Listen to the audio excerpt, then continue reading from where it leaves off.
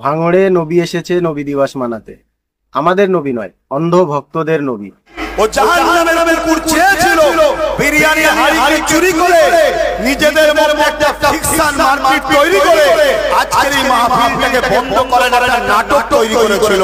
ভাঙড় যদি আমি হেরেও যাই তাও হসপিটাল আমি করবই, কথা দিয়ে গেলাম। জাহান্নামীর সঙ্গে আছিস, জাহান্নাম কথাটাই তো বেরোবে, জাহান্নামীর সাথে জাহান্নামেই যাবি। তো তুমি ওরে জাহান্নামী কেন বললা? ও নামাজ পড়ে নাই, ও আমারে ডাকতে পারে নাই, কিন্তু তোর মতো বেয়াদবি করে নাই। চিল্লায় বলেন ঠিক। ওরে আমি জান্নাতে দেবো, তোরে জাহান্নামে দেবো। এটাই সত্য ইসলাম। আর এই ল্যাচকাটা কুত্তাটা যা ঘেউ ঘেউ করছে, এগুলো শরিয়াতের বাইরে সব। জাহান্নামী কুত্তা, জাহান্নামী কুত্তা, জাহান্নামী কুত্তা। এক থু শালা শোর কমনেগা। ভাঙড়ে নবী এসেছে নবী দিবস মানাতে। আমাদের নবী নয়, অন্ধ ভক্তদের নবী, যারা তাকে নবী বলে স্বীকার করেছে। তার নামে দরুদ না পড়লে নামাজ হবে না, সেই ধরনের সকল বাহিয়াত কথা শোনার পরেও তার যারা অন্ধ ভক্ত হয়ে বসে আছে, নিশ্চয়ই তারা তাকে নবী বলে স্বীকার করেছে। সেই নবী নবী দিবসের দিনে ভাঙড়ে এসছে নবী দিবস পালন করতে। কিন্তু নবী দিবস পালন করা তো দূরের কথা, সেখানে কি হয়েছে সেই ভিডিও আমি আজকে আপনাদেরকে দেখাবো।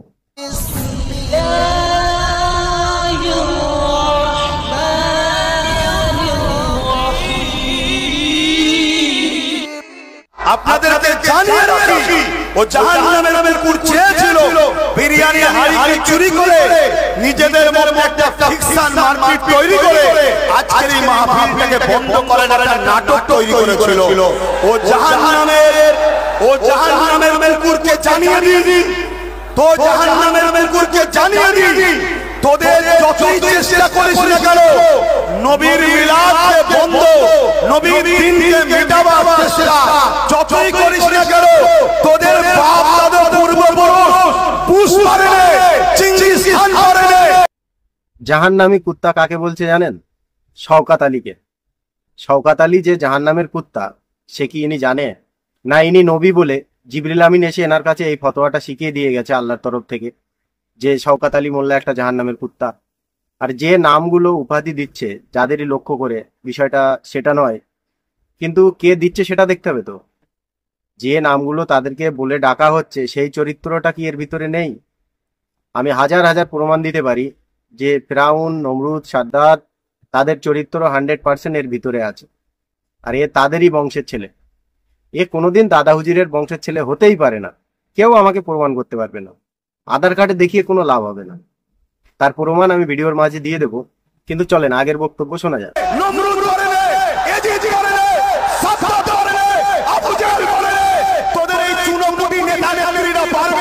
ওনার ধর্ম ঠিক আছে, এটা ওনাদের ধর্মীয় প্রোগ্রাম বলছে, মূর্খ হলে যা হয়।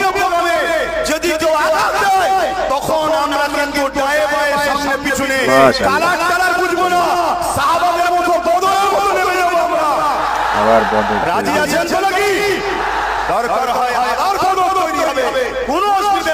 কিন্তু তোমরা আমার নবীর গাবে আমরা মুস্তাফার গোলামরা মেনে নিতে আজকে আপনাদের গোলামরা ওয়াজ করলো, কেউ কোন রকম ইসলাম বিরোধী, শরিয়ত বিরোধী কোন কথা বলেছে? এরা সবাই ওয়াজ করেছে, নবীর আলোচনা করেছে। তাহলে এই দেশে যদি সবাই সবার আলোচনা করতে পারে, তাহলে আজ আমরা আমার নবীর আলোচনা করতে পারি না। আজকে আমরা মুস্তাফার গোলামরা মেনে নিতে পারি না, ওটা আর সে বলছে না, সামনে যারা মূর্খ বসে আছে তারাই বলছে। আর দ্বিতীয় কথা, এই যে বারবার বলছে এটা আমাদের ধর্মীয় প্রোগ্রাম, ধর্মীয় প্রোগ্রামে এই ধরনের বক্তব্য আপনারা আমাকে একটা দেখিয়ে দিন। আর যদি না দেখাতে পারেন, তাহলে সামনে বসে যারা শুনছিলেন তাদের বুদ্ধি কোথায় গিয়েছিল? এইগুলো কি ধর্মীয় প্রোগ্রামের কোনো বক্তব্য হতে পারে? জাহান্নামী কুত্তা যাদের বলছো সেও মুসলিম, ফিরাউন, নমরুদ, যত টাইটেল দিয়েছো তারাও মুসলিম, কিন্তু তোমার ভিতরে এই ক্যাটেগরিগুলো আমি দেখছি দীর্ঘ কয়েক বছর ধরে। আসলে প্রোগ্রাম ওখানে কি বলে ডাকা হয়েছিল জানেন? আসলে ভাঙড়ে যে প্রোগ্রামটায় ইনি এই বক্তব্য দিচ্ছেন মূর্খ জাহিলদের মতো, ওই প্রোগ্রামটা ডাকা হয়েছিল বিশ্ব নবী দিবস নামে। ভালো করে শোনেন আপনারা, বিশ্ব নবী দিবস নামে। এবারে কোন নবী, যে মূর্খ জাহেলগুলো সেখানে গিয়েছিল আর যে এই মূর্খটা বক্তব্য দিচ্ছে সেই জানে। ও একটা তো নিজেই নবী বলে দাবি করে রেখেছে। এই ধরনের নবী মোহাম্মদ হাবিব মন্ডল পায়ের জুতোর তলায় রাখে ছোটবেলা থেকে, আর এখনো ইনশাল্লাহ যতদিন বেঁচে থাকবো এই ধরনের নবী পৃথিবীতে যারাই আসবে তাদেরকে আমি পায়ের জুতোর তলায় রাখি। আপনাদের কি মনে হয় এই বক্তব্যগুলো শুনে? আমাকে জানাবেন কমেন্ট বক্সে গালাগালি দেওয়ার আগে। সত্য এটা কি কোনো ধর্মীয় প্রোগ্রাম ছিল? আসলেই এটা কি বিশ্ব নবী দিবসের কোনো প্রোগ্রাম ছিল, নাকি এটা পলিটিক্যাল একটা প্রোগ্রাম ছিল?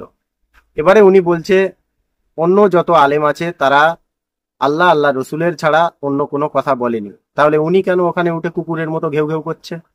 সেটাও তো জানার বিষয়। যদি আলেম যারা ছিল তারা আল্লাহ আল্লাহ রসুলের কথা ছাড়া অন্য কিছু বলেননি, তাহলে তুমি কেন ওখানে উঠে ন্যাচ কাটা কুকুরের মতো ঘেউ ঘেউ করছো? আমাকে সেটা একটু জানিয়ে দাও। আমি জানি ভক্তরা আমাকে গালাগালি দিয়েই জানাবে। চলেন আগের ভিডিও দেখা যাক। কিন্তু দুঃখের বিষয়, আমাদের সব থেকে বড় দুশমন হলো কিছু ছদ্মবেশী মুনাফিক মুসলমান। এই ছদ্মবেশী মুনাফিক মুসলমান, এই গাদ্দারগুলোকে আমাদের চিনতে হবে। কথা বুঝে আসছে না? আমাদের সব থেকে বড় দুশ্মন হলো কিছু ছদ্মবেশী মুনাফিক মুসলমান। আমি যদি বলি এই ব্যক্তিটাই মুনাফিক, তাহলে কেমন লাগবে? কিন্তু এই বলার অধিকার আমার নেই। যাদের বলছে তারাও তো মুসলিম, কিন্তু এর ভিতরে হাজার হাজার মুনাফিকের চরিত্র দেখা যায়। কেন? এর দৃষ্টান্ত প্রমাণ এই ব্যক্তিটার মুখের ভাষা। নবীর মেম্বারে উঠে যে ধরনের বাহিয়াত ভাষাগুলো এই ব্যক্তিটা ব্যবহার করে, সেটা কোনো মুসলিম ব্যক্তি করতে পারবে না। যাদের বিষয়ে এ বলছে তারা পলিটিক্যাল পার্টির লোক, তারা কোনো ধর্মীয় স্টেজে উঠে এই ধরনের ভাষণ দেয় না।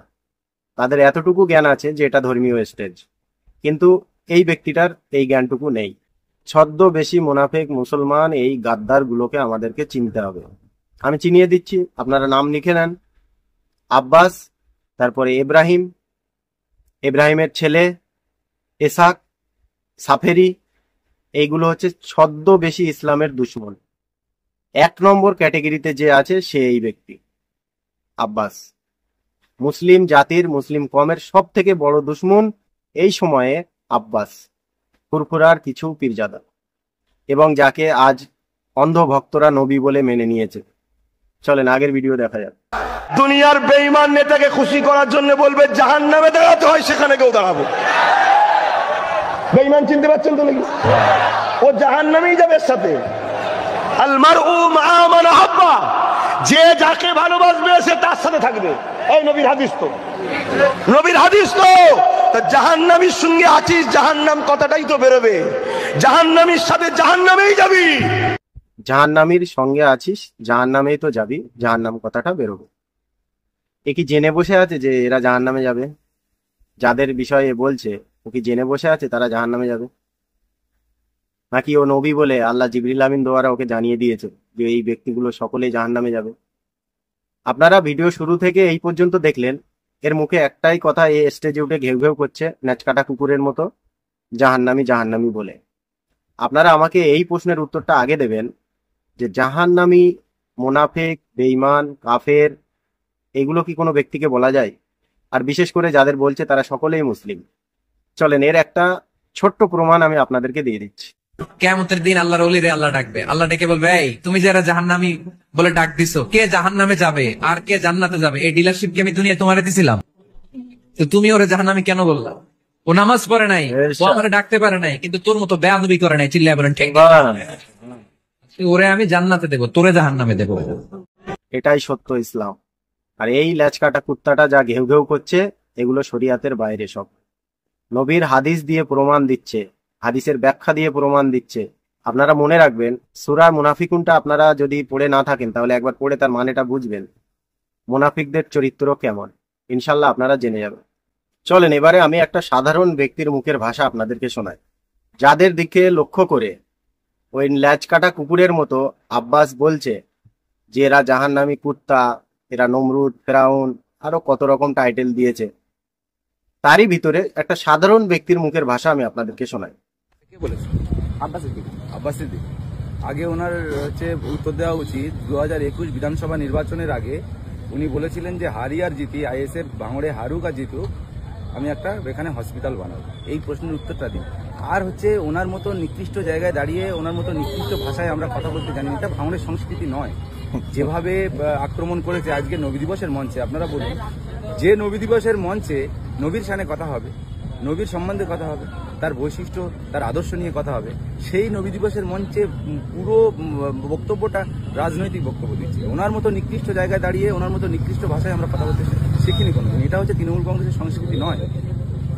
শওকত মোল্লার নাম শুনে উনি বললেন যে জাহান্নামে, কি বলবেন? দেখুন, উনি বলছে যে যারা ওনার ওয়াজ শোনে না বা তারা হচ্ছে কাফের, আর ওনার মুখের দিকে তাকালে নাকি ছোটখাটো গুনাহ মাফ হয়ে যাবে। তো এইসব ধরনের যে কথা বলে, তারপরে কে জাহান্নামে কি, আর এই ভাষাগুলো আমরা প্রথম শুনছি। আমরাও তো মুসলিম ঘরের ছেলে, আমরা এই ভাষাগুলো প্রথম শুনছি ওনার কাছ থেকে, যে জাহান্নামের কুকুর বলে কিছু আছে, জাহান্নামে যে কুকুর থাকবে, এই ভাষাগুলো কিন্তু ওনার কাছ থেকে শিখছি, আমি শুনছি। এটা একটা সাধারণ ব্যক্তির মুখের ভাষা ভাঙড়ের, আর সেই ভাঙড়ে গিয়ে নবীর মেম্বারে উঠে যে ধরনের ভাষা ব্যবহার করছে আব্বাস, এ থেকে প্রমাণ পাওয়া যায় যে এই ব্যক্তিটা কোনোদিন মুসলিম হতেই পারে না। আমি 100% শিওর, ইনশাআল্লাহ এই ব্যক্তিটা মুসলিম নয়। আপনারা জানেন আব্বাস সিদ্দিকী এই ধরনের নোংরা কাজগুলো কেন করছে? নিজেকে হাইলাইট করার জন্য। নবীর মেম্বারে উঠে যে ধরনের বাহিয়াত ভাষাগুলো ও ব্যবহার করে রেখেছে, সেটা কোনো মুসলিমের ভাষা হতেই পারে না। আর এখন এত মুসলিম জাতিকে নিয়ে ওর মাথা ব্যথা হয়েছে কেন জানেন? বিজেপির কাছ থেকে টাকা খেয়ে ও মুসলিম জাতিকে দুটি ভাগে ডিভাইড করতে চায়। তার একটাই কারণ, সেটা ও জানে, ভালো রকম জানে, যে আমি যদি ভোট প্রচার করি তাহলে একটা মোটা অংশের মুসলিম ভোট টিএমসি থেকে কেটে যাবে, কেটে গিয়ে অন্য পার্টিতে পড়বে কিংবা বিজেপিতেই পড়বে। আইএসএফ আর বিজেপি দুটোই এক, বিজেপিতেই পড়বে। বিনিময়ে কি হবে? বাংলায় টিএমসি হেরে যাবে। টিএমসি হারার পরে ক্ষমতায় আসবে কে? সিপিএম জীবনেও আসতে পারবে না, কংগ্রেসও আসতে পারবে না। আসবে কে? ওর বন্ধু, ওর ভাই শুভেন্দু অধিকারী, ওর রক্তের ভাই শুভেন্দু অধিকারী, এবং বিজেপি সরকার আসবে। সেই কারণে বিজেপির কাছ থেকে টাকা খেয়ে ও এই ধরনের কাজগুলো করছে। এই ব্যক্তিটা যে কথাটা বলল, ভাঙড়ে ও বলেছিল হারুক জিতুক হসপিটাল তৈরি করবে। হসপিটাল তো ছাড়েন, 1 টাকার কাজও উনি করতে পারেনি। তারপরেও আমি সেই বক্তব্যটা আপনাদেরকে শোনাচ্ছি, কিন্তু আমি যখন এটা শুনবেন ভালো করে। এই ভাঙরের জমিনে বারবার হসপিটালের কথা বলেছিলাম, আজকে সে বলেছে ভাঙর যদি আমি হেরেও যাই তাও হসপিটাল আমি করবো, এই কথা দিয়ে গেলাম। কথা দিয়ে গেল। আর কোনো কথা আছে? না, মোটেও। হেরে গেলেও করবো ভাঙরে হসপিটাল, আমি এটা চ্যালেঞ্জ দিয়ে গেলাম। হয়ে গেছে আমার ঠ্যাং অপারেশন। আরে বাবা, হসপিটাল তুই করবি বলছিস, তাহলে সরকারের ক্ষমতা কোথায় এখানে? তুই করেই দেখা। আর ভাঙড়ে হসপিটাল হয়েছে আজকে 5 বছর হতে যায়, ভাঙড়ে কোনো কাজও করতে পারিনি। এবারে আমি আবার আপনাদেরকে বলছি, সূরা মুনাফিকুনটা একবার পড়ে তার মানেটা আপনারা একটু জানার চেষ্টা করবেন। মুনাফিকদের আসল চরিত্র কেমন, তার 1 নম্বর দৃষ্টান্ত আমি আপনাদেরকে দিয়ে দিচ্ছি। মুনাফিকের 1 নম্বর চরিত্র যেটা, সে মুনাফিক কথায় কথায় মিথ্যা কথা বলে। আর এ লাইফে একটা সত্য কথা বলেছে, তার প্রমাণটা আমাকে দেখিয়ে দিন। ওর নামে দরুদ পড়তে হবে, দাহা মিথ্যা কথা। ও আওলাদের রসুল, দাহা মিথ্যা কথা। নবীজি ওর দুলাভাই, দাহা মিথ্যা কথা। নবী ওর নানা, দাহা মিথ্যা কথা। ও নবীর বংশের ছেলে, দাহা মিথ্যা কথা। এতগুলো মিথ্যা কথা একটা ব্যক্তি নবীর মেম্বারে উঠে বলেছে, তারপরেও বাংলার কিছু মানুষ তার পিছনে হৈ হৈ করে দৌড়দৌড়ি করছে।